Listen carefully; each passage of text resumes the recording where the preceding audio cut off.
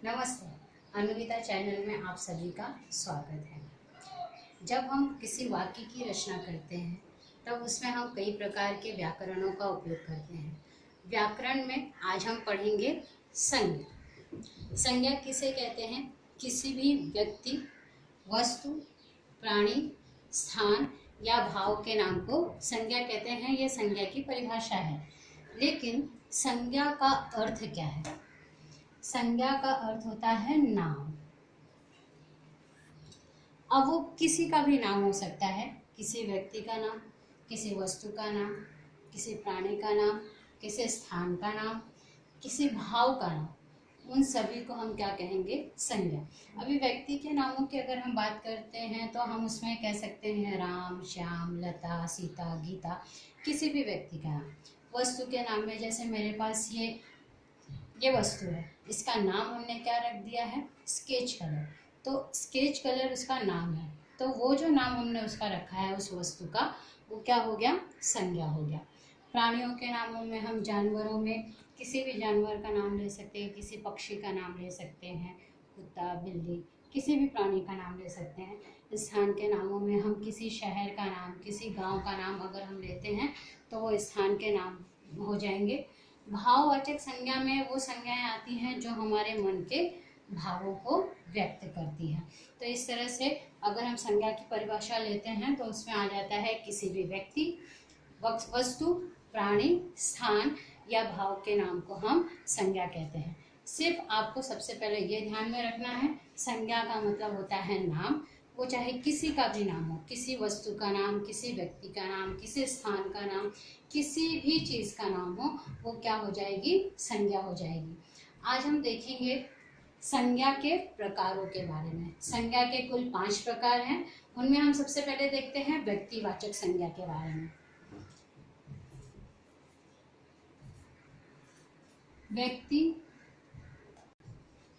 व्यक्तिवाचक संज्ञा वह संज्ञा होती है जिसके अंतर्गत हम कोई मुख्य नाम लेते हैं। मुख्य नाम, इस संज्ञा को याद करने के लिए हम एक छोटा सा ट्रिक अपना सकते हैं। जैसे अगर मैंने यहाँ पे मुख्य याद रख लिया तो हम व्यक्तिवाचक संज्ञा की पहचान कर सकते हैं। जैसे कि मेरी क्लास में बहुत सारे बच्चे हैं और उन बच्चों में से सिर्फ मैंने लिया नाम राम का, तो राम मैंने एक किसी मुख्य व्यक्ति का नाम लिया है, रामू या राम। तो इस तरह से बहुत सारे में से जब हम किसी एक कोई मुख्य नाम लेते हैं तो वो क्या हो जाएगा? व्यक्तिवाचक संज्ञा। जैसे कि शहरों में से, शहर बहुत सारे हैं, लेकिन अगर उन शहरों में से हम सिर्फ नाम लेते हैं मुंबई, हमने शहरों में से कोई मुख्य नाम लिया है मुंबई, तो वो व्यक्तिवाचक संज्ञा में आ जाएगी। व्यक्तिवाचक संज्ञा की पहचान सिर्फ यही है कि जब हम किसी मुख्य नाम का प्रयोग करते हैं संज्ञा के रूप में, तब वो क्या हो जाएगा? व्यक्तिवाचक संज्ञा। जैसे एक एग्जांपल मैं यहाँ पर देती हूँ, मेरा गांव रामगढ़ है। अब यहाँ पर मैंने सिर्फ एक मुख्य नाम का नाम लिया है, एक मुख्य गांव का नाम लिया है, तो ये रामगढ़ क्या हो जाएगा? व्यक्तिवाचक संज्ञा हो जाएगा। व्यक्तिवाचक। जब आपको एग्जाम में आंसर लिखने के लिए आता है तो इस तरह से क्वेश्चन पूछे जाते हैं कि निम्नलिखित वाक्यों में से संज्ञा शब्द को अंडरलाइन करो, अधोरेखित करो या उसको गोल बनाओ। जैसे मैंने ये एक वाक्य दे दिया और उसमें से मैंने कहा कि संज्ञा क्या है, इसमें उसको गोल करो, तो इसमें 2 संज्ञाएं आएंगी, गांव और रामगढ़। लेकिन अगर मैंने कहा व्यक्तिवाचक संज्ञा को गोल करो तो ये हमारा रामगढ़ क्या हो जाएगा? व्यक्तिवाचक संज्ञा। अब अगली संज्ञा हमारी है जातिवाचक संज्ञा। दूसरी संज्ञा है हमारी जातिवाचक संज्ञा। इस संज्ञा में संज्ञाओं की विविध जातियों का पता चलता है, अर्थात इसमें कोई मुख्य नाम नहीं लिया जाता, लेकिन ऐसे शब्दों का प्रयोग किया जाता है जो कि किसी भी व्यक्ति, प्राणी, वस्तु या स्थान की जातियों के बारे में हमको बताते हैं। जैसे अगर मैंने कहा शहर, शहर शब्द सुन करके हम उसको क्लैरिफाई नहीं कर पा रहे हैं कि शहर मतलब कौन सा शहर। मुंबई शहर, दिल्ली शहर, तो हमारे दिमाग में एक क्वेश्चन आ जाता है कि शहर मतलब कौन सा शहर। लेकिन अगर हम कहते हैं दिल्ली तो वो व्यक्तिवाचक में आ जाएगा। लेकिन अगर हमने कहा शहर, शहर जो है शहरों का एक समूह दर्शा रहा है, एक उनकी जातियों को दर्शा रहा है, तो शहर शब्द क्या हो जाएगा, जातिवाचक संज्ञा में आ जाएगा। उसी तरह से अगर मैं कहती हूँ नदी, नदी एक तो नहीं है, बहुत सारी नदियाँ हैं। अगर मैंने कहा नदी से पानी ले आओ तो कौन सी नदी का पानी ले आना है, ये क्वेश्चन हमारे दिमाग में आ जाता है। तो ये नदी शब्द क्या कर रहा है, हमें संज्ञा की जातियों के बारे में बता रहा है। तो यहाँ पर नदी शब्द क्या हो गया, जातिवाचक संज्ञा। अगर हम कहते हैं गंगा नदी, उसको क्लैरिफाई करने के लिए हम कभी कभी क्या होता है कंफ्यूज रहते हैं। तो अगर हम इसको अच्छी तरह से समझना चाहते हैं तो इन दोनों संज्ञाओं को हमको साथ में समझना पड़ेगा। जैसे मैंने कहा गंगा नदी, तो यहाँ पर गंगा नदी मैंने किसी विशेष नदी का नाम लिया है। लेकिन अगर मैंने कहा नदी तो वो क्या हो जाएगा, जातिवाचक। अगर गंगा नदी कहा तो वो मुख्य नाम हमने लिया तो वो व्यक्तिवाचक हो गया। वैसे ही अगर मैं कहती हूँ पर्वत, पर्वत शब्द जो क्या कर रहा है, वो पर्वतों के अलग अलग जातियों के बारे में बता रहा है। लेकिन अगर मैंने कहा हिमालय पर्वत, हिमालय पर्वत क्या हो जाएगा, हिमालय ये व्यक्तिवाचक संज्ञा में आ जाएगा। लेकिन पर्वत अगर हम कहते हैं तो वो पर्वत क्या हो जाएगा, जातिवाचक संज्ञा के अंतर्गत आता है। इस तरह से अगर हमने कहा फूल तो ग्रह, तो ये सारे किस में आ जाएंगे, जातिवाचक में। लेकिन अगर हम लोग कोई प्रॉपर नाम लेते हैं, कोई मुख्य नाम लेते हैं तो वो व्यक्तिवाचक संज्ञा में आएगा। इसीलिए इंग्लिश में व्यक्तिवाचक संज्ञा को प्रॉपर नाउन, जो हम प्रॉपर नाम ले रहे हैं, मुख्य नाम ले रहे हैं, वो व्यक्तिवाचक संज्ञा, और कॉमन नाउन यानी कि जातिवाचक संज्ञा। जातिवाचक संज्ञा में जो शब्द आ रहे हैं वो हमें उसकी संज्ञा की विविध जातियों के बारे में बता रहे हैं। अब हम आगे चलते हैं, हमारा तीसरा पॉइंट भाव। अगला है हमारा भाववाचक संज्ञा। भाववाचक संज्ञा में मन के भाव, जो कि हमें आंखों से दिखाई नहीं देते, हम उनको सिर्फ महसूस करते हैं, या वो किसी व्यक्ति या वस्तु के गुण और दशाओं को बताते हैं, ऐसे शब्दों को हम भाववाचक संज्ञा कहते हैं।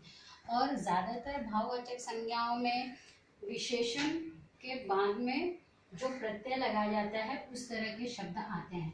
जैसे मैंने कहा खुशी, खुशी जो है ये दिखाई नहीं देती हमको आंखों से, हम उसको सिर्फ महसूस करते हैं, तो ये भाववाचक संज्ञा के अंतर्गत आ जाएगी। दुख, गर्मी दिखाई नहीं देती हमें, हम उसको महसूस करते हैं, तो इस तरह से भाववाचक संज्ञाओं में, जैसे कि बचपन, बचपना, हमने आ प्रत्यय जोड़ दिया इसमें, तो इस तरह के शब्द जो हैं वो भाववाचक संज्ञाओं में आ जाते हैं। अगला है हमारा समूहवाचक संज्ञा। समूहवाचक संज्ञा जातिवाचक से ही निकली हुई है। समूह शब्द से ही हमें अनेकता का बोध होता है। अनेकता मतलब एक से ज़्यादा, एक से ज़्यादा को हम समूह में ले लेंगे। तो समूहवाचक संज्ञा में ऐसे शब्दों का प्रयोग करेंगे जो कि हमें समूह दर्शाते हैं, जैसे कि मेला, भीड़, ये जो शब्द हैं ये समूहवाचक संज्ञा के अंतर्गत आ जाएंगे। जैसे मेले में भीड़ लगी है, अगर मैं इसमें बोलूं कि आपको संज्ञा ढूंढ करके लिखना है तो मेले में भीड़ लगी है, तो भीड़ क्या हो गया, समूहवाचक। मेला भी ले सकते हैं उसमें। इसके अलावा जैसे मैंने कहा फूलों का गुलदस्ता, तो फूलों का गुलदस्ता, गुलदस्ता जो है वो एक से ज़्यादा फूलों के बारे में बता रहा है, तो वो शब्द क्या हो जाएगा, गुलदस्ता, समूहवाचक संज्ञा में आ जाएगा। तारों का पुंज, पुंज शब्द से हमें तारों का पूरा समूह के बारे में पता चल रहा है, तो वो क्या हो जाएगा, समूहवाचक संज्ञा, पुंज, समूहवाचक संज्ञा। तो इस तरह से हम समूहवाचक संज्ञा की पहचान कर सकते हैं। अगला हमारा है, अगला और अंतिम, द्रव्यवाचक। द्रव्यवाचक संज्ञा के अंतर्गत वो शब्द आएंगे जो कि जिनको कि हम या तो नाप कर लेते हैं या वजन करके लेते हैं, जिनको हम गिन नहीं सकते, तो ऐसे शब्दों को हम द्रव्यवाचक संज्ञा के अंतर्गत लाते हैं। हमेशा हमें ये सिर्फ ये याद रखना है कि जिन वस्तुओं को हम गिन नहीं सकते, सिर्फ उन्हें नापा या तोला जा सकता है, वो शब्द जो है, वो संज्ञाएं जो है, वो द्रव्यवाचक संज्ञा के अंतर्गत आएंगी। जैसे कि अगर मैंने कहा अनाज, अनाज को हम तोल करके देते हैं, गिन करके नहीं देते हैं, तो ये अनाज भी द्रव्यवाचक संज्ञा में आ जाएगा। द्रव्य का मतलब होता है लिक्विड, तो लिक्विड की चीज़ें जो भी हैं जैसे तेल, पानी, इनको भी हम गिनते नहीं हैं, वजन करके या नाप करके ही लेते हैं, तो ये सारे किस में आ जाएंगे, द्रव्यवाचक संज्ञा के अंतर्गत आ जाएंगे। तो इस तरह से आपको सिर्फ ये याद रखना है कि संज्ञा का मतलब होता है किसी भी व्यक्ति, किसी भी वस्तु, किसी भी स्थान या किसी भाव के नाम को संज्ञा कहते हैं। संज्ञा के 5 प्रकार हैं, व्यक्तिवाचक, जातिवाचक, भाववाचक, समूहवाचक और द्रव्यवाचक। उनको पहचानने का तरीका हमने यहाँ पर बताया, उसके एग्जाम्पल्स भी बताया।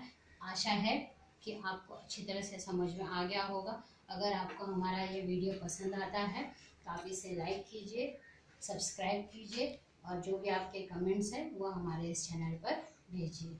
धन्यवाद।